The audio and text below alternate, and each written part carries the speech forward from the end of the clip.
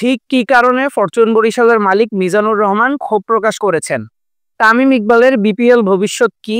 রাজশাহী দল কি বিপিএলে এবার খেলবেন? সকল উত্তর পাবেন এই ভিডিওতে। সম্পূর্ণ ভিডিওটি দেখুন। মূলত গ্লোবাল সুপার লিগ টি-20তে ফরচুন বরিশাল আমন্ত্রণ পাননি, অথচ তারা সদ্য সমাপ্ত বিপিএলে চ্যাম্পিয়ন হয়েছেন। এছাড়াও 2টা বিপিএল ট্রফি রয়েছে বরিশালের, তারপরেও তারা গ্লোবাল সুপার লিগে আমন্ত্রণ পাননি। মূলত এই কারণেই ফরচুন বরিশালের মালিক মিজানুর রহমান ক্ষোভ প্রকাশ করেছেন। তিনি বলেছেন, আগামীবার বিপিএলে চ্যাম্পিয়ন হয়ে অবশ্যই গ্লোবাল সুপার লিগে খেলতে যাবে ফরচুন বরিশাল, এমনটাই তিনি আশা করেন। বিপিএলে থাকছে না দুর্বার রাজশাহী দল। তাদের দুর্নীতি অনিয়মের কারণে এবার বিসিবি তাদেরকে বিপিএল এর অংশ হিসেবে রাখবেন না। এখন কথা হচ্ছে যে রাজশাহীর পরিবর্তে কোন দল আসবে। ইতিমধ্যেই নতুন মালিকানা খুঁজছে বিসিবি। রাজশাহীর বড় বড় কয়েকজন ব্যবসায়ী দল নেওয়ার জন্য ইতিমধ্যে আগ্রহ প্রকাশ করেছেন। সব ঠিক থাকলে নতুন মালিকানায় রাজশাহী দলকে এবার বিপিএলে দেখা যাবে।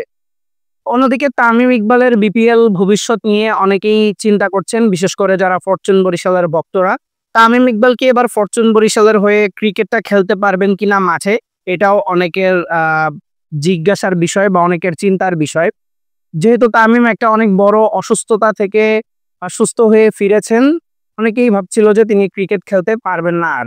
তবে ফরচুন বরিশালের মালিক সেই ধোঁয়াশা কাটিয়ে দিয়েছেন। তিনি বলেছেন যে তামিম ইকবাল অবশ্যই ফরচুন বরিশালের হয়ে ক্রিকেট খেলবেন এবং আগামী বিপিএলে তামিম ইকবালকে মাঠে অবশ্যই দেখা যাবে।